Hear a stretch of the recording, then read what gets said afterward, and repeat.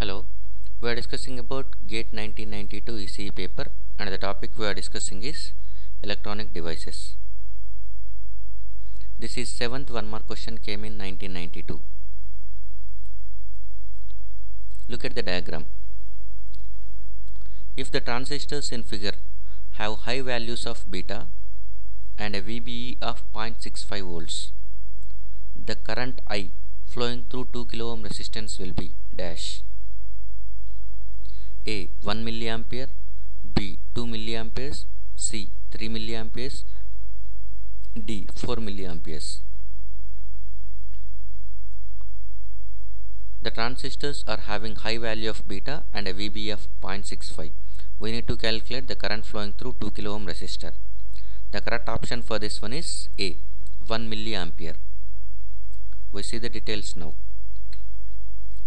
This is the diagram given, and the information related to this one is VBE 0.65 volts and beta is very large. Whenever beta is very large, normally we used to calculate base current using this relation. Base current IB is equal to IC by beta for common emitter. IC by beta, beta is very large, so that is going to be giving the very small value which can be approximated as 0. So IB is equal to 0. Whenever IB is equal to 0, we can say that one IE is equal to IC, because emitter current is sum of base and collector currents.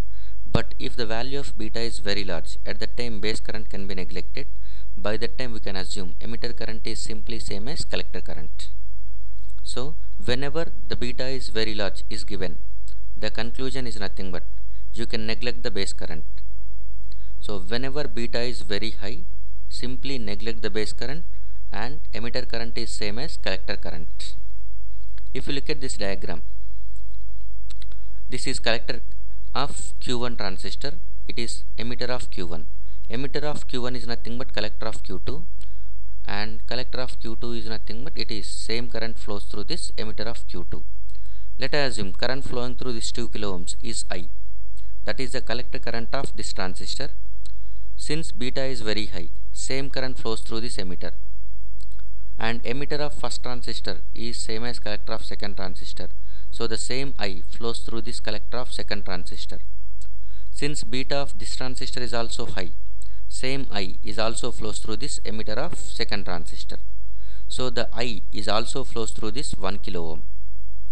So current flowing through 2 kilo ohms is same as current flowing through 1 kilo ohm. If you calculate the current flowing through 1 kilo ohm, that itself is sufficient, which is the answer for the current flowing through 2 kilo ohms. So this is the conclusion you can get. Current flowing through 2 kilo ohms is nothing but collector current of Q1 transistor, that is first transistor, which is nothing but emitter of Q1 transistor, because beta is very high for that transistor, which is nothing but collector of second transistor, and which is equal to emitter of second transistor because beta is very high, and emitter of second transistor is nothing but current flowing through 1 kilo ohm. So simply current flowing through 1 kilo ohm is nothing but current flowing through 2 kilo ohms. So now we will calculate current flowing through 1 kilo ohm resistor, that is the answer required. Okay, so this is I. Since base current flowing through the transistors is 0, so 10 volts is going to be applying across these three resistors. As no current is flowing through this bases, by that time the current coming from this 10 volts is going through both all these three resistors.